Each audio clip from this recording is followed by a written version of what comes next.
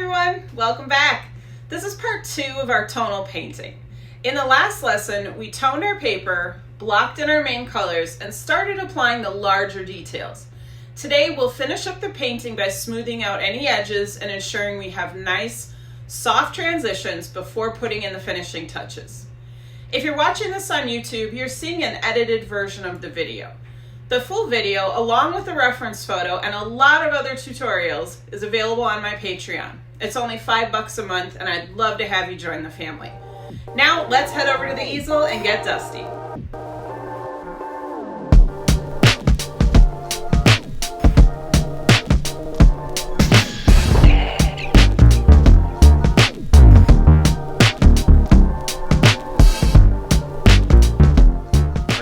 Welcome back. This is where we left off with our painting. So we started out with putting down our underpainting. We got our big shapes blocked in. We started adding some of the bigger details. So let's keep moving forward. We're gonna keep working on our green area. So I'm gonna come in with, this is a dark, kind of more of like an olivey green. A little warmer than what we've been using so far.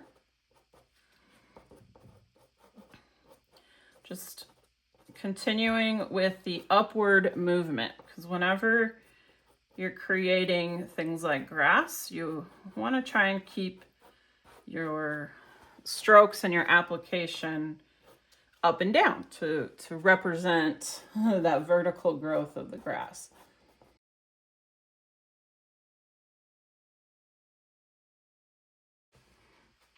I'm also going to put this in here because it is more visibly a green. It's not quite as gray. It's still neutral, or a little more neutral than, a straight bright tone would be. All right, so I'm coming in with this gold again. Now, you might be wondering, why are you putting gold in the grass?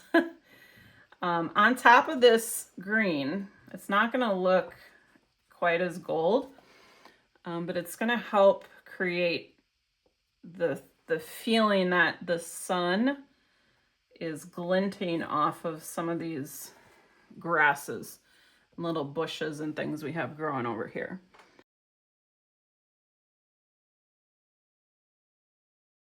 Now I do want to get a little purple onto my trees in the distance. Now you want to use a real cool purple for this. This is definitely warmer than what we already have going on here, but on top of this green, it looks much cooler than it really is.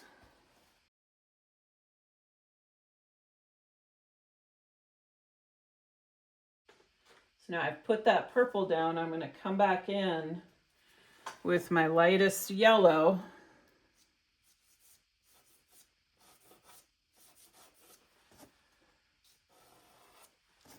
And it's going to soften that purple into more of a gray. And you'll see I went right over the horizon into my sky and down into the water to really soften it and kind of blur it out.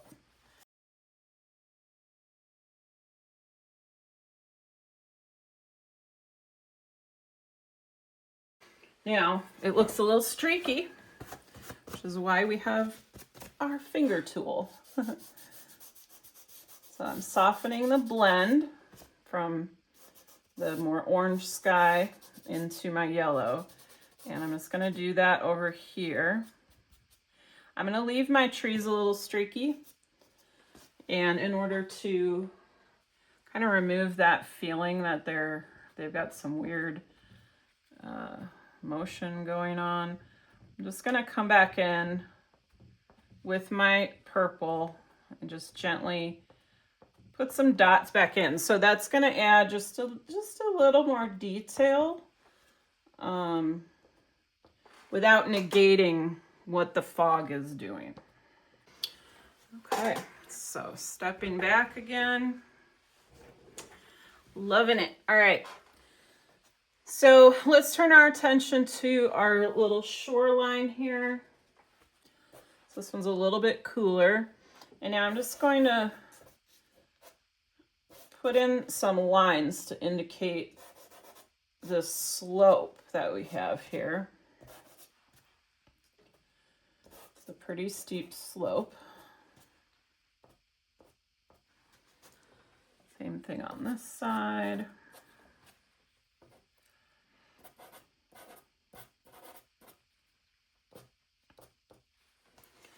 And then as we move towards the back here, I did put a few lines in, but I'm just gonna drag those out with my finger. Now I'm gonna come in with some blue in my dirt. This is going to create some shadowing here.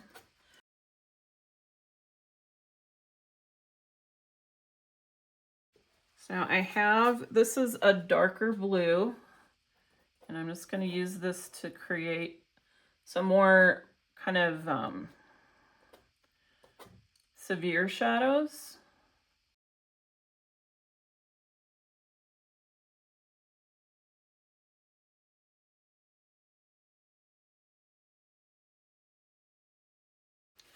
All right, so now I have, this is a real pale orange. It might be a little too pale, we'll see. No, I think that's good. All right, so just very lightly, kind of dragging it over here.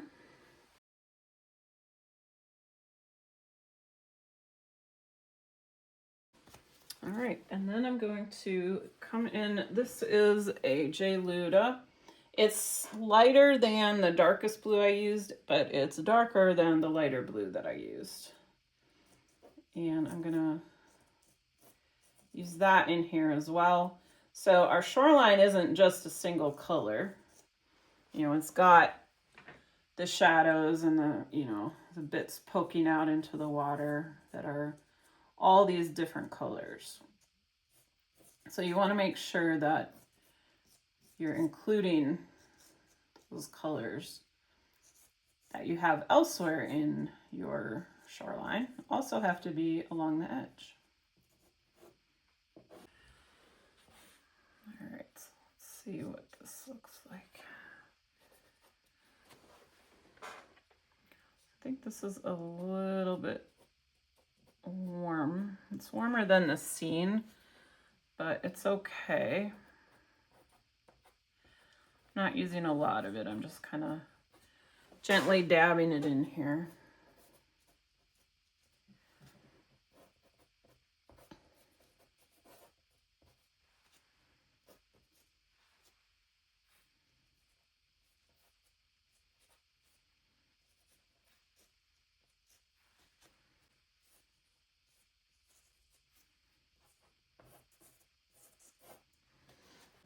All right, so coming back to my original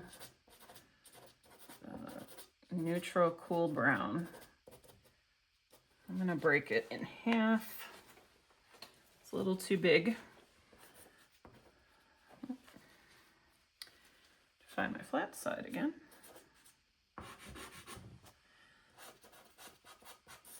And now I'm just using this to just very gently soften and blend the colors that I've already got down here.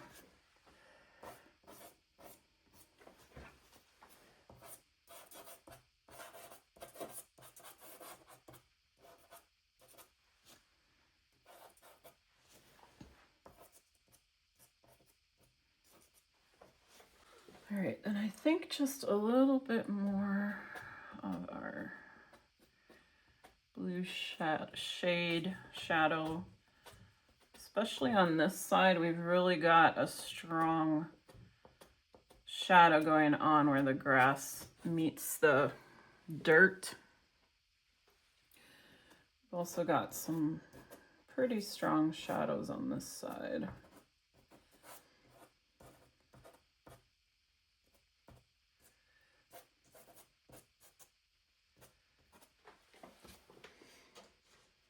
as we go back further, everything needs to lighten up a little bit. I'm just gonna come in with just slightly lighter blues as we go back.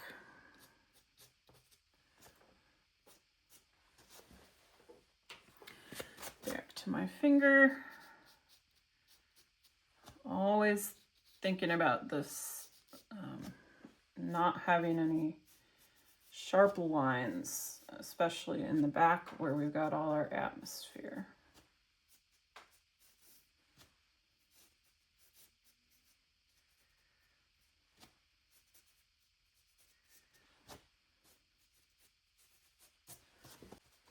Now down here, it's much more orange. So I'm going to bring in some of that orange from our sky.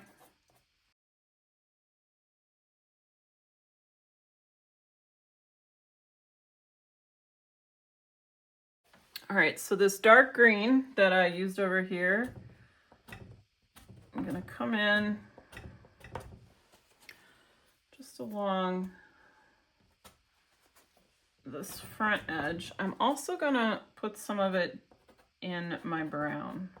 Now on top of this brown, it's not going to look green, it's going to look more brown.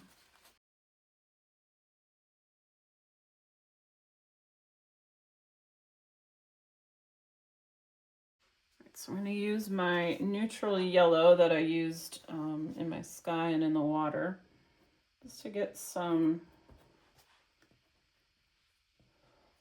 little things going on over here.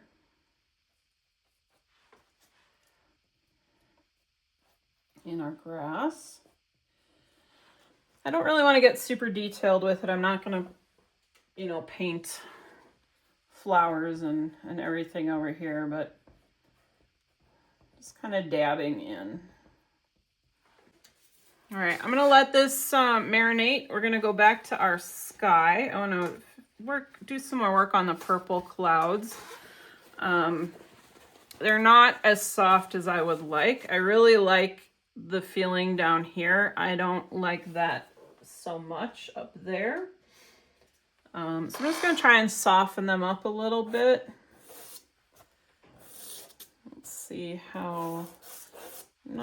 Don't know if I have enough layers left to do much, but we'll see. I'm just going to start by gently dragging this light purple over everything.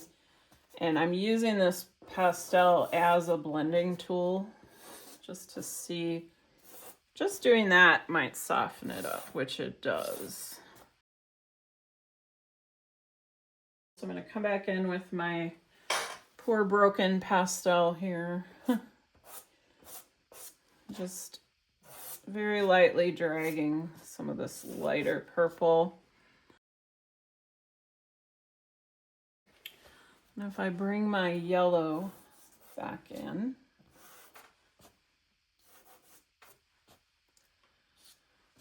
yeah, I'm liking this better. Even though the clouds in the photo have, they have a lot of fluffy texture, I'm kind of preferring to go with a little bit of a smoother look for my clouds. All right, so our sun. Now, if I push myself back and I look at this, the sun is not screaming at me like, hey, I'm super bright. And that's because we've used white. So what I'm going to switch to is a really light pink.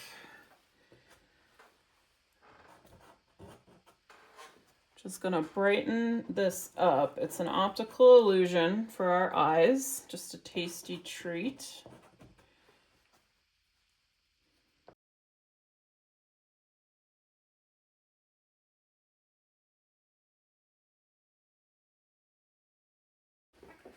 All right, and I'm gonna bring in an even lighter pink.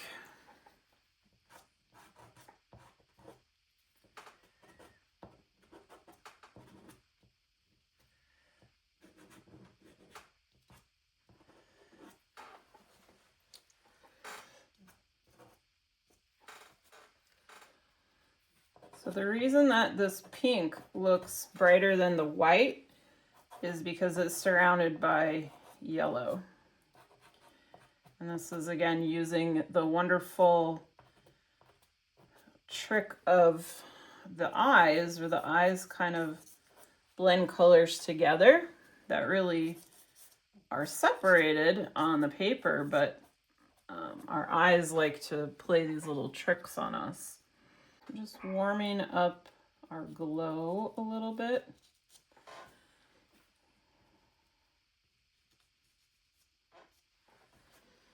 Same thing down in here. Just gonna add a little warmth around the edges.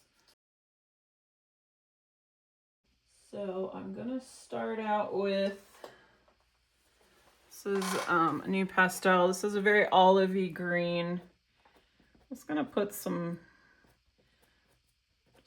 light little strokes just in the front here. I'm not gonna go into the back because, you know, those are details we shouldn't be able to see from this distance.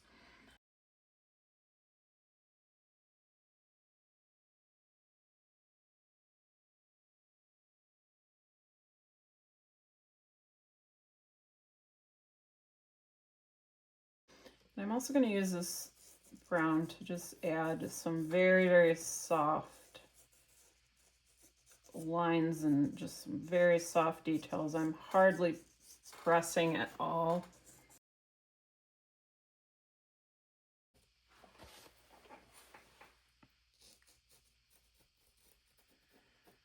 Just reinforcing this shadow line here.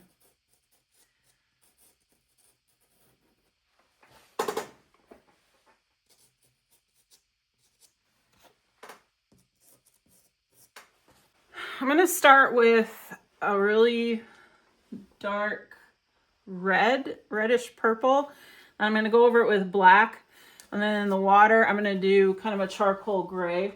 And the reason I'm starting with the red is because black is just going to be too harsh in general. I want these to be a little bit softer than black. So since I'm not going to be able to, you know, put the black exactly over top of my red marks here, some of that little bit of red is going to show through or be kind of around the black a little bit. So it's hard painting this tiny too.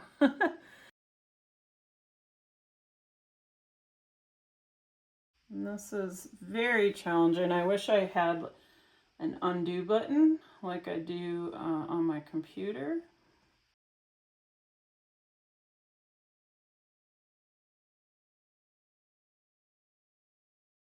Coming down into the water, I'm gonna do this with a very light hand with my black. They do still look like the birds, but of course a little upside down.